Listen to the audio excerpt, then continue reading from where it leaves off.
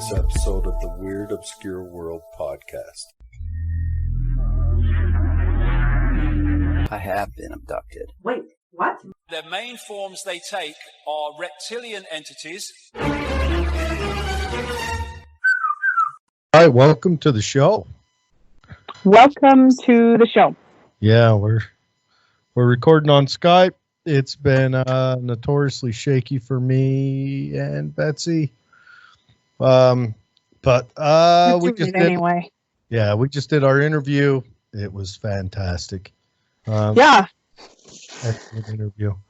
I'm quite pleased with how it turned out. Thank Robin again for coming on. So let's before the interview, we're gonna lead off as always with our fun news. And, weird news. Weird news of the week. Yes. My weird news, I'm gonna start out, comes to you from the great state of Florida. Of course, Florida. Yes. At one of North America's most prestigious art shows. Yeah. There's a piece of artwork that some would not understand. Some who are not as well versed in forms of art such as the Big Red Dot or the man who splatters himself against the wall in blood. This particular piece of artwork is expected to sell for $150,000 and actually ends up selling for $120,000, which, if you're asking me... Okay, you broke up just a bit. $120,000. Yes. I think it's too low for the amount of effort and creativity and just he poured himself into this particular art installation. Is it screen sharing good? Yeah. So what you see in the center of your screen is the art installation. It is. It's by an Italian artist, Maurizio Catalan. And what he's done here, it's emotional for me. This level of art. He has duct taped a banana to the wall. The duct tape may have cost him a nickel for that particular stretch. The banana looks as if he could have found it in a dumpster or perhaps got it at his hotel that morning for free. It's not quite ready for bread, but it's getting close. Yeah, this is one of those art installations you really have to enjoy quickly because, like us humans, it's going to expire. It's going to expire, yes. That's hilarious. I can't believe they... 120,000. Listen, I feel robbed.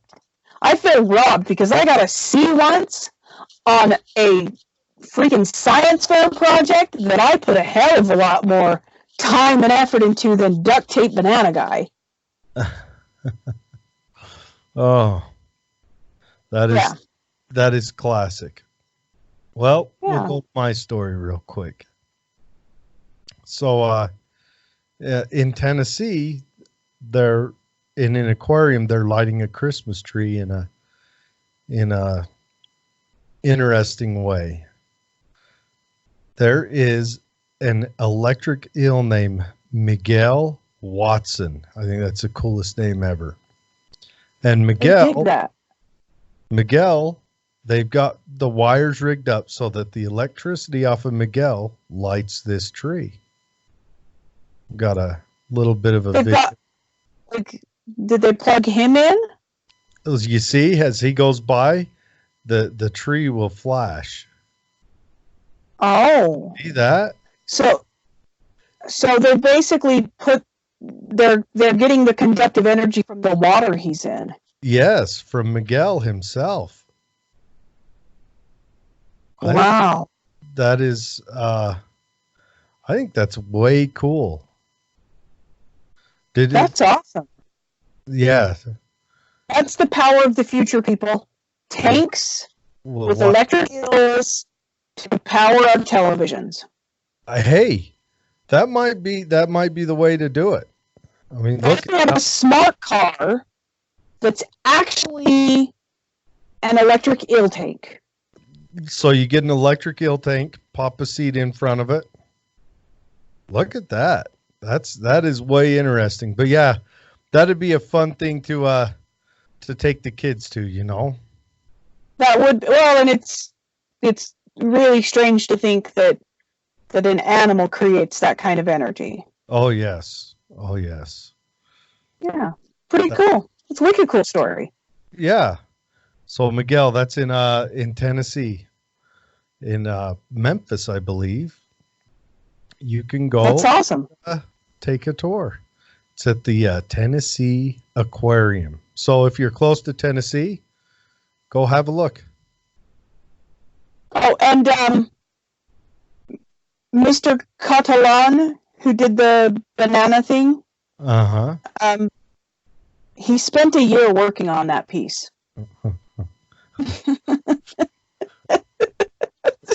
just for reference. He tore the duct tape, and you get the banana and go home, and then get to doing something else. And oh damn, no, he was probably working on a real art piece, but he was procrastinating. Come down to the end, and he just said, "Oh fuck it," and just taped a banana to the wall. And now he claims every time he traveled, he brought a banana with him and hung it in the hotel room.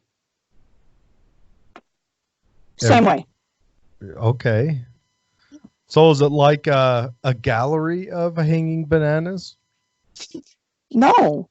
It's a gallery of artisanal goods for sale. Huh. And the hanging banana just happens to be one of them. $120,000. Insane. I am I'm going to come up with something. I'm going to collect cat hair, or I don't know. Make a snow globe that has just cat hair when you step into it. Well, I've got an idea to pitch to you of something I want to make. I want to make this bad. I've been thinking about it for the last couple of days, but that's going to be between you and me. I don't want my awesome idea stolen. That's right. All right, stick around, listen to our interview. Yep. And alien abductee up for you. Her name is Robin, and she was very gracious to come on with us. Yeah, so, it was an awesome interview. Yep. All right. We'll see everyone have a great week. Yeah. All right, we're recording now. All right, welcome to the Wild Pod. Today we have. Why don't you go ahead and introduce yourself, Robin, and tell everyone a little bit about yourself. My name is Robin Beltrami. I was born in Louisiana, Air Force brat, and my father is from the Uinta Basin around Skinwalker Ranch, and his grandfather had copper mines way off in the desert, and my father is an F-86 Sabre pilot. And he saw a UFO in the canyon there with the copper mines. It turned out his grandfather told him he saw one there, and it just seems to be a family thing. You have to dig with my dad to get him to tell you anything, but it seems like it's been my entire life. And you know, if you ask for one story, I have this flood that comes. Anyway, I worked for the IRS for 20 years and then quit to take care of my mother. She broke her hip, she had Parkinson's, and she passed in September. But now I have Dad. He's 87 with, congestive heart failure. That's where I am now. Honestly, I haven't had any experiences with UFOs or aliens or anything since I passed menopause. But before that, it was constant. the story that I was going to tell you, I was not asleep. I know I was not sleeping. I've had out-of-body experiences and lucid dreams, and I know the difference between them. I was walking down a hall, kind of a curved hallway, and I didn't know what it was, and I came to this doorway, and the best way, as campy as it sounds, that I can describe it, it looked like the main deck of the Enterprise. You know, there were chairs and there weren't very many people in there. And I walked in and I'm looking around, and it seemed vaguely familiar. And all of a sudden, this man, he had white hair, very short military style hair, bright blue eyes, a black turtleneck tucked into black slacks, tucked into black boots, came rushing over. "What are you doing here? You're not supposed to be here. You are not supposed to be here right now." And I didn't know what he was talking about. How tall was he? He was not 5'11", maybe. Okay. 5'11", very tall. So he wasn't abnormally tall. No, he wasn't abnormally tall. He was just very much in command of whatever was happening, and I didn't know. I didn't have a clue. And then all of a sudden, my attention was grabbed by something behind him, and I could see there was a doorway on one end, way at the back of the room, the doorway, passageway that led to another doorway somewhere else. And I saw these three really huge, buff military guys armed to the teeth come out, and they were really tall. They were 6 and over, come out, and there was, I can't begin to describe. I just called her the lady, and then there were 3 more of the guards or whatever they were right with her. And the moment I saw her, I just ran over and I just dropped my knees and I said, "Oh, lady, you are so beautiful." And she was, they were 6 feet. She was at least a foot taller than they were. Very, very thin. So she was abnormally tall. Yes, abnormally tall and abnormally thin. Very, very white skin, almost iridescent. She was wearing this flowy garment that shimmered, and she had very long hands, but she looked like, if you touched her, she could break. And then she just looked down at me and she smiled. And then she looked up and they walked away. As I'm looking at her, I noticed that she's completely bald, except for this hair just down the back of her head. And I thought to myself, she's very, very old. And I realized, I just told her that she was so beautiful. She wasn't. She was very strange. But did she talk or communicate with you? No, she just didn't say anything. There's that kind of calm that comes over you when you're around something like this. And I didn't feel like I was in danger. And afterward, the guy in the black turtleneck comes over and grabs me. "Do you have any idea how dangerous that was? Do you have any idea? You could be dead." Do you remember being brought on the craft? No, I don't. So, I don't. So whatever happened. I came out of a small room that was, it had like a little, it seemed like plastic to me, but it was a kind of a tan ivory beige color. And it had like a little table, and there wasn't anything else in there except there was just the floor, and then there was this door out. And that's what I came out of, into the hall. And I'm passing people.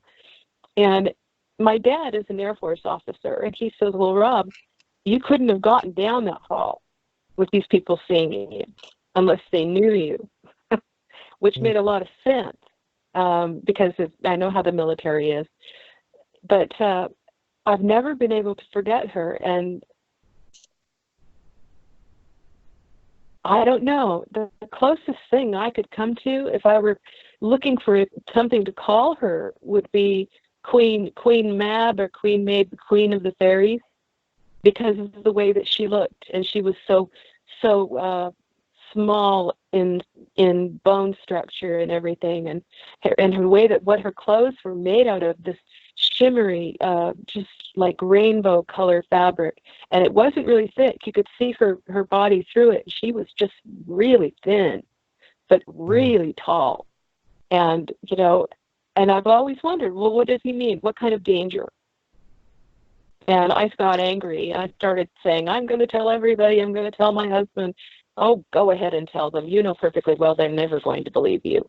And, you know, that's it. Then I woke up the next day, and it was looking into her eyes that made me remember the entire thing. It's just as clear as day. And Now, I know that the it only time happened. you ever saw her? The only time I ever saw her. Okay. Yeah. And you weren't afraid? You didn't have this sense of fear? Nothing. All I felt was I rushed over to her, and like I say, this is not the way that I would act normally. And I dropped to my knees, and it was like, I will serve you for the rest of my life if I have the chance. She I sounds had like no fear. like a Nordic. I don't know. And I don't know a lot about you it. complimented her. Yes. Even though you really didn't find her beautiful, you said you're beautiful. I was looking at her face, and I didn't notice that she didn't have any hair because her eyes were so compelling that I looked at that. She had tiny little features, and perfect, just tiny little features, and her eyes were larger than normal. They're not like, you know, they talk about the grays, because that's another story. But they weren't as big as that, but they were definitely larger than human, and they were like violet blue, and she felt like family somehow. Wow. So And- your dad was raised near Skinwalker Ranch. Yes, my dad's from Vernal, and everything. I mean, I don't Okay, care so what they say. Walker Ranch, everything in the basement is freaky. I mean, you have so many experiences. right, Has experiences, and it's not just the ranch. You know, that's just right. there I was- think Skinwalker Ranch is just where a large number of people have experienced the type of paranormal activity that takes place down there. And a Right. focal point for a whole hodgepodge in that whole basin. Right. Has your dad experienced, outside of seeing that one aircraft or UFO, has he experienced anything like this where he's been taken on a craft? He will not talk about it. He went from being a fighter pilot just before the Korean War into information and security and intelligence. And I don't know what they have to take some kind of vow they're not going to talk about anything once they leave, just like I did when I left the IRS. It's the same thing. I can't really talk about anything there. Right. But he always looks kind of funny because I'll tell him these things and he's just absorbing them like, yeah, okay. And he doesn't act like it's anything weird. And he is the most grounded, wise man I've ever known. You know, so I don't know.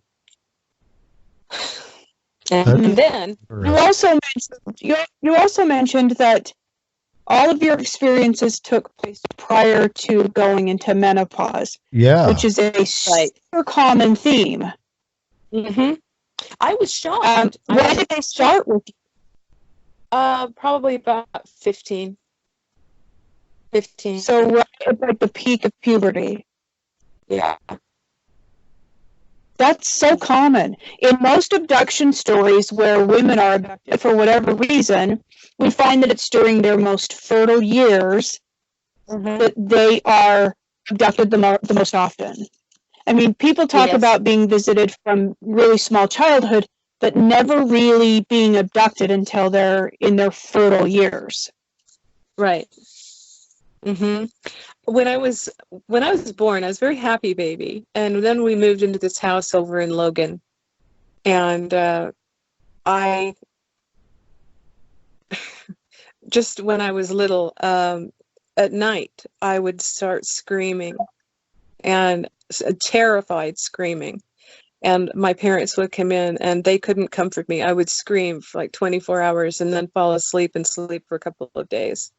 And I don't remember what it was, but I know it was something to do with this.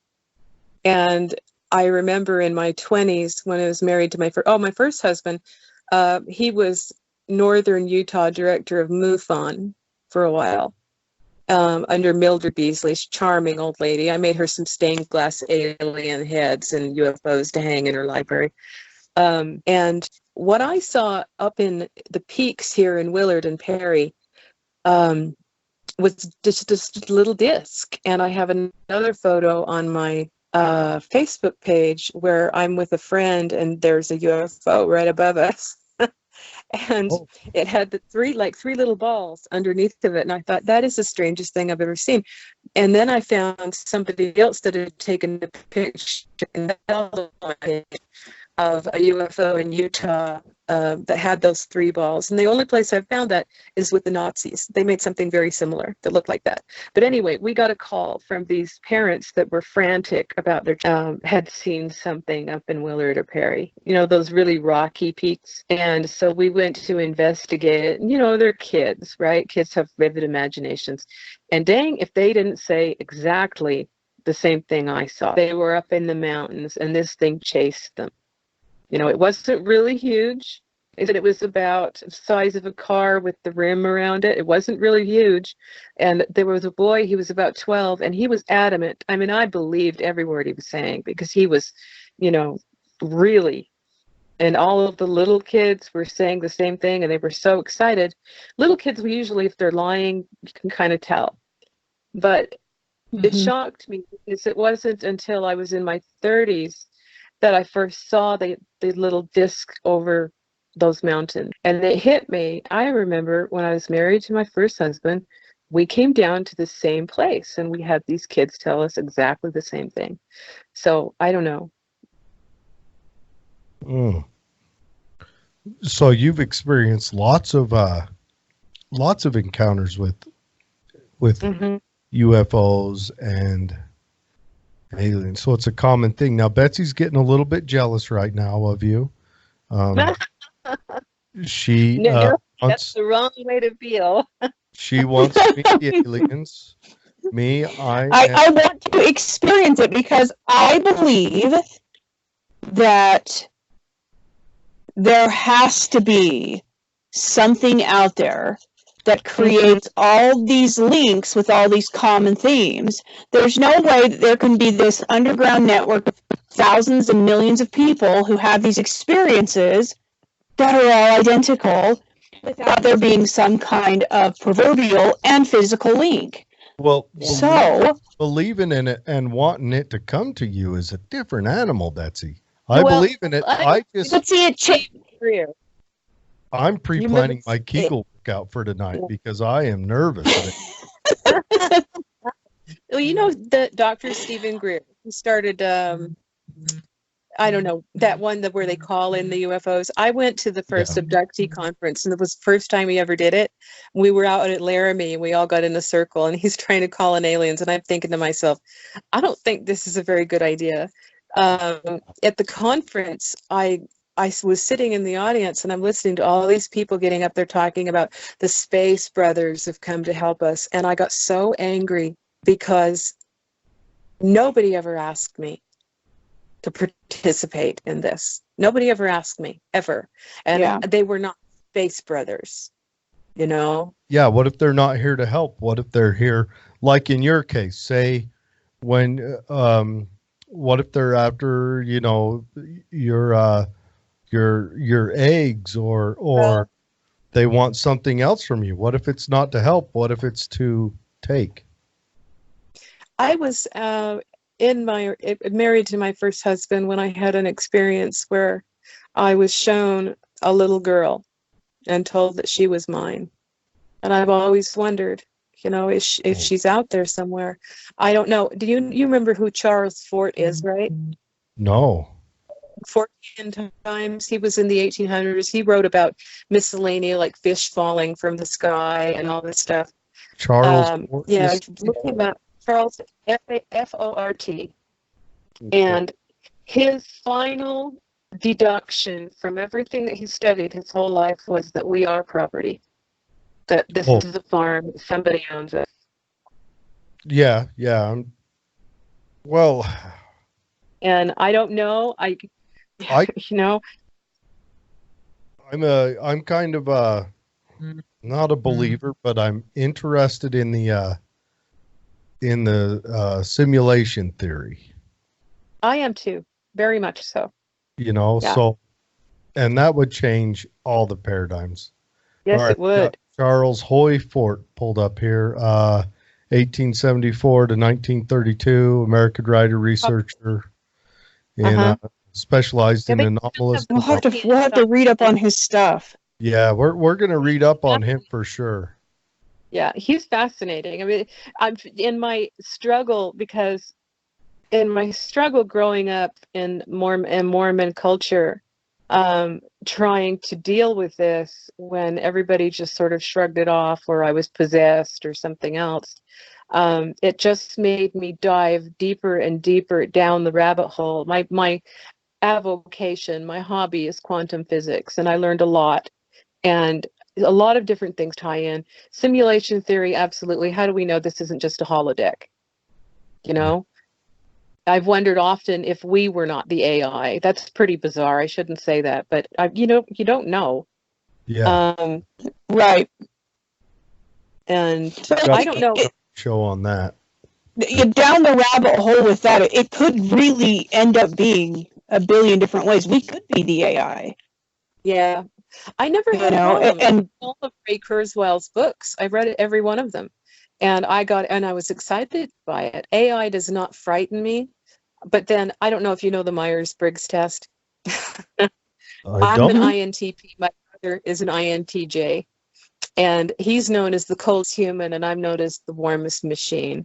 I don't have any problem. I think intelligence just is, and intelligence takes all kinds of forms. And just because we're human doesn't mean we're the top species. Agreed. Yeah. Do you have anyone else in your family? Because that's another common theme, is heritage-wise, it seems almost like certain families are marked for visitation. You're just making me hope you don't get nabbed anymore, Betsy. You're making me hope. Well, there's a strong Native American link on my mother's side, and I'm told somehow that goes into it. I have one cousin on my mother's side. She's so terrified of the whole topic. She won't go there. She becomes hysterically terrified anytime you talk about aliens. I don't know how much time we have. Almost subconsciously, a deep-seated fear of it. Right. So she's experienced something. It's funny because on my dad's side there's that, and on my mother's side there's more. And the way they met was really strange. It's just, my brother swears he's never had anything like this, but my brother is just, he's difficult. He lives in Thailand now. We don't really talk much. How much time do we have? As much time as you need. Okay. There's one other thing that I wanted to cover. Okay. Because I have proof. I was in this bedroom in my dad's house when it was my bedroom, and I was laying on the bed, and I came awake because I was on my stomach. Well, my first husband wanted me, and I don't know if this is a family show, wanted me to get implants. So I did. Okay. Well, I can't sleep on my stomach. It's extremely uncomfortable. I would never even roll on my stomach. And so that woke me up, and I was awake, and I was like, what the heck? And I felt something touching the back of my hair, just kind of messing with the hair. And I put my hand back. Like at the nape of your neck type area? More like right above right to the, if you take your ear, the middle of your ear, and you go back, like the occipital lobe right there. Yeah. I felt something messing, and I reached back, and it felt like, you know how you have cables and you have the male and female cables, and it had little prongs. It was round, and it was something that they were pressing against my skull, and I started to freak out, and I started to come up, and then there was this tall, there was a tall being over on the side where my head was not turned, but I knew this person. I knew them, and they reached out and touched my hand with these long, cool fingers, and I said, "Oh, that's what it is. Well, that's okay then," and I went back to sleep. So well, I ended up having an MRI. I ended MRIs, and I have an artifact, they call it, in my brainstem. What? They don't know what it is. Yeah. So And they can't just go in and exploratorily remove it. It's in your No. brainstem. Whatever it is, it didn't cause enough damage to really affect me, but there's something in there. You can see it on the MRI. Now, would you say all of your experiences, you felt this same kind of familiarity? Were you just like, yeah, oh, I know who this is, or No, were not some of until- them truly like a stranger encounter? Oh, yes. When they first started, I was violent. I was very violent, and I can tell you that those little gray beings are fragile. oh yeah, did you break a few? Yeah, Where- I Oh did. my Where gosh. do you hit Um, them to break them? I'm not taking notes, but let's just in the head, because they didn't. just They hit him thought, in the oh, head. she's Okay, asleep, hit she's them not in dangerous. the And head. yeah, you wake up and these things are there, and you don't know what the hell they are. Pardon my language. And trying to get you out of the bed, and I was not going there. And after that, it seemed like every time there was somebody there to calm me down before anything happened. So the Kegels game is now Kegels while karate chopping and kicking. That's where I'm going. So, If you see me out, what the would you front say is the most terrifying species? Would it be the grays were the scariest? Or have there been one that you would just say really, really was terrifying? Yes. which one would be the scariest? Which one had Because the I think that anything that's really super unfamiliar is scary, but this is like next level. This is like the next level, and I don't really talk about it. It happened when I was 30. I don't really talk about it because it gets off into the paranormal, which all of it's kind of paranormal. But it was an experience that I had that completely changed my life for the next 17 years, and it's something that I'll have to go to my deathbed swearing happened to me, and it was terrifying. It was absolutely at the time when it happened. If I had had any way to kill myself, I would have instantly. Oh. It was that scary. So traumatic. Yes.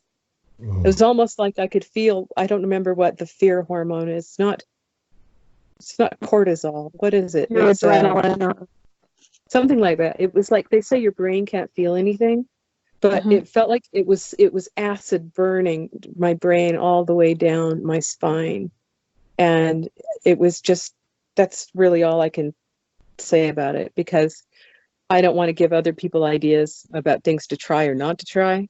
And I'm a writer. I've written many, many novels. And I've thought about writing this as a book, but then I thought I'll just end up getting people involved. So you'd So I- have to, you definitely want to change whatever situation it was to something that's not what it was. Yeah. Right. Yeah. And I've managed So- to do that. Do you think it was demonic or That's extraterrestrial? another. I don't know. That's another correlation that a lot of people feel that some of these experiences are evil, Yes. and not just otherworldly, but Right. legitimately evil, for Yes, lack of a better way to describe it. I mean, I've had people say, "Oh, we're all one, and there's no evil." There is definitely evil. Evil is definitely real. It's real, and it doesn't matter how innocent you are. But one thing that I do know, and I don't want to swear to this, but I'm almost certain. You know how they say with vampires, you have to invite them in. Yeah. In this case, I had to agree. Once I agreed, I was pretty much screwed. But anyway, So So that experience, you had to allow it to start. I was so beaten down and exhausted because I wasn't sleeping for days and days and days that finally now, was it there? Was you not sleeping because it was there kind of tormenting you, forcing you to agree, or no that was Or It did was it just not come until it would after? just come across really weird if I tried to describe it. Okay. And it's hard to talk about. I think, I don't know if you guys know the Enos. The fellow that got us connected, he's Facebook friends with Enos and with Shane Searway's magnificent. He's wonderful. They go around and they get rid of evil spirits by laughing. You know, they sing together, they laugh together, they bring joke books, and they dispel whatever darkness is there. I don't know how that works, but they seem to be pretty successful. Okay. Yeah, it's commonly used. You know, even your tribal leaders will use the idea that what you speak, you create. So you bring a level of happiness and joy into a really, really sad or, you know, destitute place. It actually change the physical energy. And now they're studying it. They're studying the actual physical energy is being changed by our thoughts and our feelings. And they're proving it. They're proving it at Harvard. Kind of brings you back to the simulation theory. If we can do all of that with our thoughts, maybe we did all of this. Yes. The simulation theory, you know, if they can write physics into a computer program that moves in a type of a evolution of thought and idea, and maybe even evolution of the simulation theory program, and then eventually that program writes a program inside of it, and then there's simulations upon simulations. Then your mind melts, and then, you know, then I need to go take a nap. Yeah. But whoever wrote in the aliens with their long fingers in the suction cups, I'm not a fan. Yeah, Well, I've never seen any suction cups. Okay. I've never Did they seen have that. Let's talk about their fingers. Were they knobbly and knuckly, or were they long and thin? Maybe a natural look. The ladies were long and thin. The one that touched my hand, you know, at the back of my head, those were long and thin. The others are just kind of rough. I don't think that. I think they're like. You said rough. Synthetic. I think they're like. Honestly, I felt like they were synthetic intelligences. I've heard the grays might be like. What? I've heard the grays might be like androids for the reptilians, or maybe I've heard that too. And that's how did they? Also, they go in threes. This is something that I've noticed that is really bizarre. If you're going to see these little grays, there are always three of them. They're never just one. And it's like when they do something, I mean, if you know logic, it's like, this is this. And then another one will say, this is this. And then the third one will say, then this is this. It's like they're communicating together. So and making decisions. they finish each other's kind of chain thoughts. Mm-hmm. Oh. How do they move? Because that's another common theme that I think is not something that could be spread about and made up. The way that they've been described to move is, it's not human. The way maybe perhaps they walk, or they're jointed, or... You know, I honestly can't remember. I don't know. I just don't know. When I woke up in my bed, there was one had its knee right in the middle of my back, so I wouldn't roll over. And there was one kind of off to the side, and there was one standing by the great big tall guy. But other than that, and my mind is just blocked. I've never been regressed because I have these memories, and I'm afraid that if I got regressed, who knows what would come up. I only know my truth and what I experienced. Does that make sense? It's already scary enough without digging deeper. Right. Yeah. Well, no, I can take it, mind it, but it's just, you know, it's easier on me to believe something if I have physically, mentally experienced it myself than if somebody is regressed and they say, yeah, this happened and this happened and this happened, because, you know, I got my hypnosis certificate when I was, and a lot of people just want something to say. So I have a hard time with regression. Yeah, apparently I do too. I had regressive therapy, and Betsy got to see all sorts of cool stuff, and mine was. No, my regressive therapy, I still, I don't even know how to explain it. It was a wild ride. I still can't explain it. Well, I saw stuff, but I just didn't.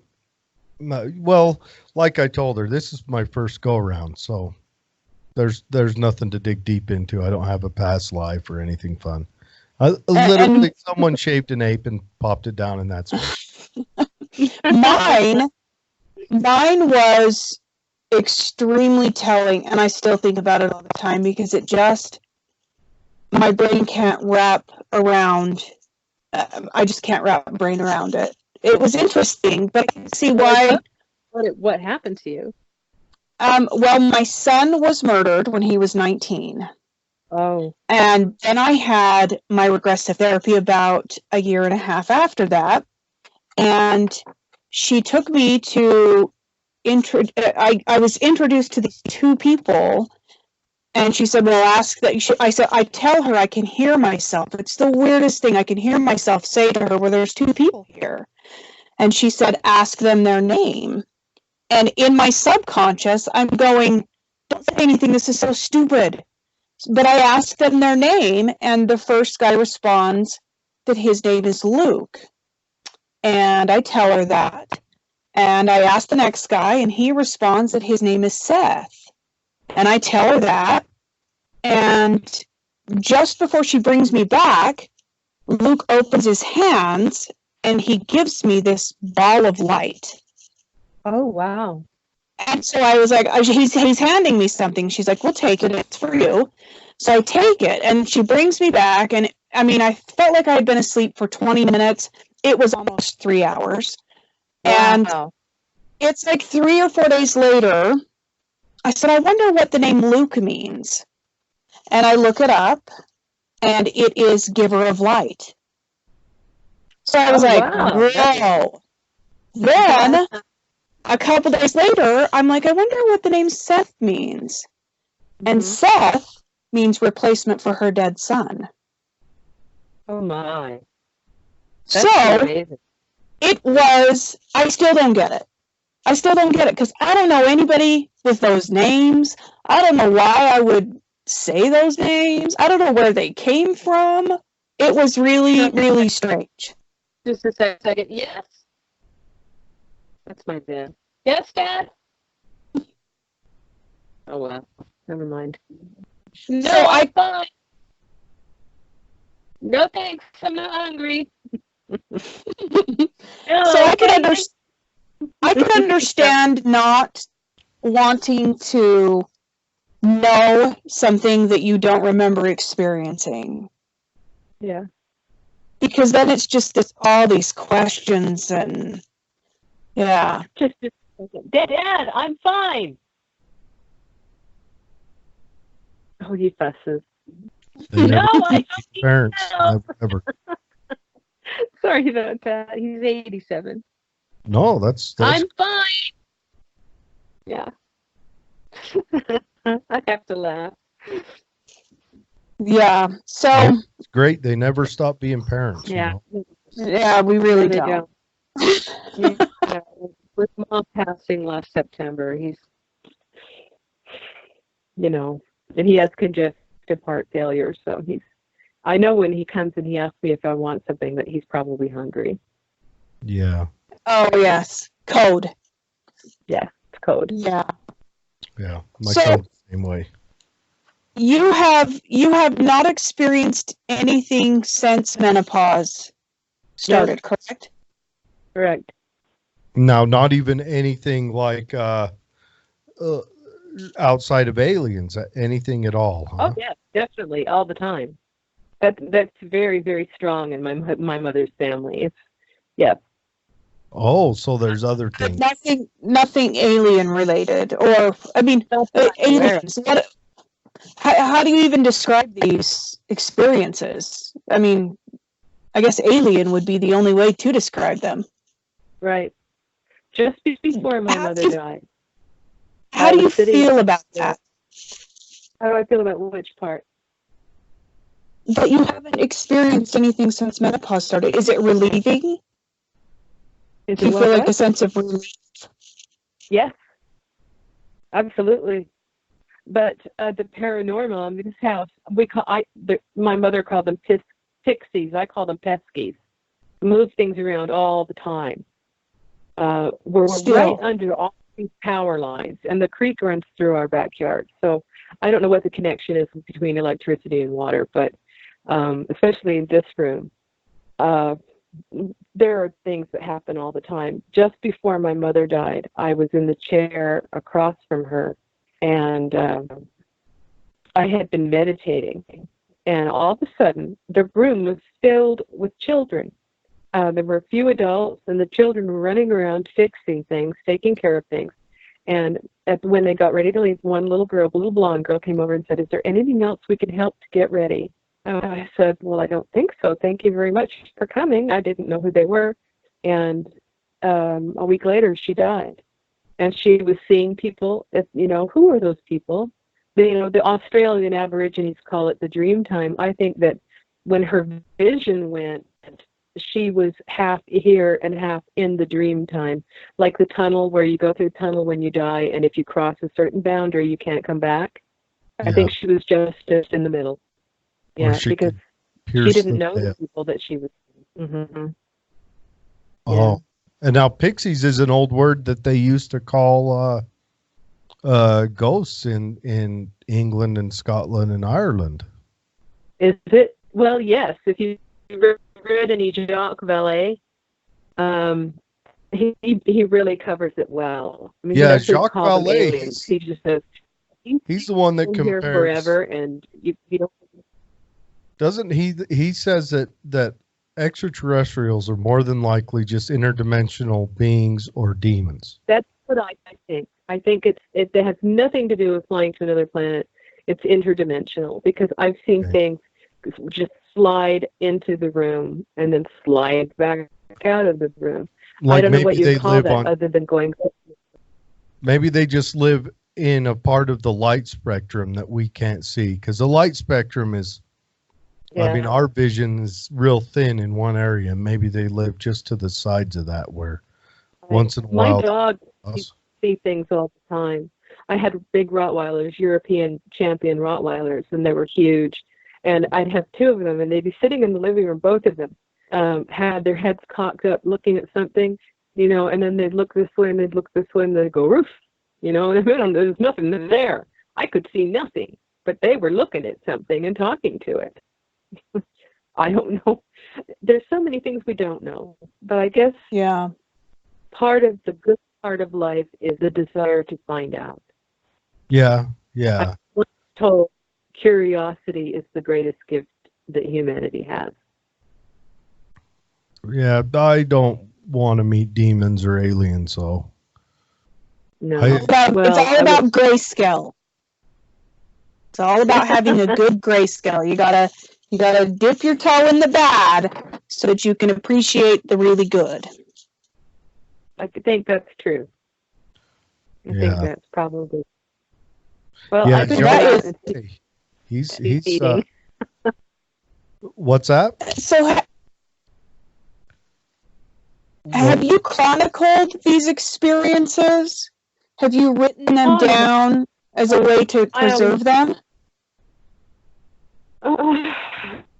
Not really. I just can't seem to bring, and I'm a writer. I'm writing all the time, but I just can't seem to bring myself to do that, and I don't know why. I keep journals, and I know some of it's in journals, but I don't know where they are, if they got thrown away. I haven't really. And then I guess that's why it was important for me to come on your show, because I know, and I'm not afraid to verbalize anything I've experienced under the right circumstances, but I know there are people out there who have experienced exactly the same thing and much worse, that just don't know there are other people out there that have done the same thing. You know, Right. we're such a closed off society. It's for things like this. But I think it's Experiences. I always thought I would read I thought, that makes so much sense. Experiences like you've described are so isolating. We're so happy that you decided to come on the show and tell us about them, because I agree. I think that there are lots of people. Yeah. You know. And you're welcome on any time. If you have thank you. If you have a story you want to tell, just reach out. We'll have you on anytime. Oh, yeah. Bigfoot story. What's that? Up in the Uintas and their Dry Fork Canyon, lots of Bigfoot stories. Yeah, we're gonna have We need to do a whole show with your Bigfoot stories, because that's like a whole different genre. But as far as I'm concerned, we're gonna have to they're interdimensional too. We're gonna have Les come on when that story goes on. Can't find them. Yes, that's why we're not finding Bigfoot. That's why we're not finding alien carcasses. Right. Well, it's like the wolf on the skin and they followed it in the direction. I just don't like that. It had a way to go through. Maybe they can see doorways. I studied Mars when I was younger. Guy's name. You're breaking up a bit. Is she breaking up on your side, Betsy? Say that again, Robin. You studied what?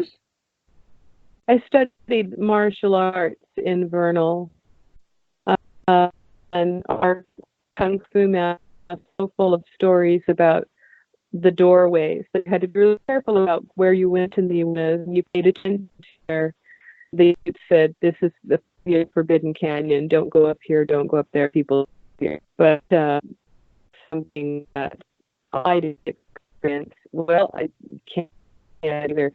The whole place is one big hodgepodge of weirdness. Wonderful people, but weirdness. Like Bottle Hollow. I hear Bottle Hollow Canyon is. Oh yes. Yeah, but Dr. Frank Salisbury wrote the Utah UFO Display. Have you read that? I haven't read it. It's been a hard book to find. I've been looking around for it, but I've listened to excerpts. It's on Amazon. What was that?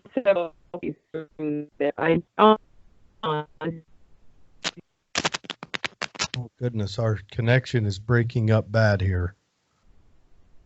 Okay, well, there's usually a reason for that too. Oh, yeah, I think Skype's given up on us. We're going to have you on again and talk about Bigfoot and talk about the Uinta Basin. Yeah. Okay. That's just such an interesting place. Anytime. But we will definitely keep in touch. We've got a good 45 minutes here, so we've got a good show and a lot to think about. Okay, super. It goes by so fast. It does. Yeah. It does. Thank you very much, Robin. One time we'll have to get you down here in person, and or meet somewhere, and we'll have to get Les with us if we're going to talk Bigfoots. And we don't bring Les. He's our cousin who kind of is our Bigfoot guy. Yeah. He wouldn't forget us. But yes. Okay. Thank you so much, Robin. Now this show will be up this weekend. Have you been able to find the podcast? No, not really. I haven't really looked yet. Okay, well, we can send you a link also. All right, super. That'd be great. Okay, we'll do that. We'll send you a link to the podcast, and it will be out tomorrow. All right. Thank you very much. Thanks, Robin. Thank you, and we'll talk to you very soon. Bye-bye. Okay, bye. Bye.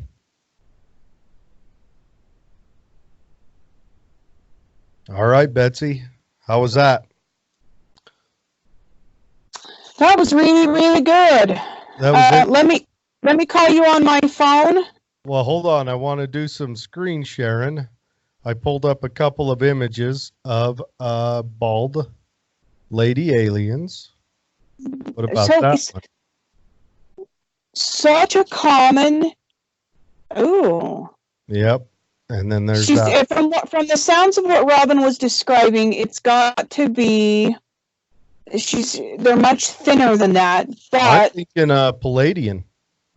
yeah, not quite Nordic, not the human simulation, but very thin and frail and interesting stuff. Yes, very. Yes, very. Okay, so you and me, we're going to hang up this call and we're going to record our pre-show with the news and get that ready. How about that? Do you want to do it on Skype or Zoom? We may as well do it on Skype. We're already here. All right. All right. I'll call you right back. Okay. Bye. Bye.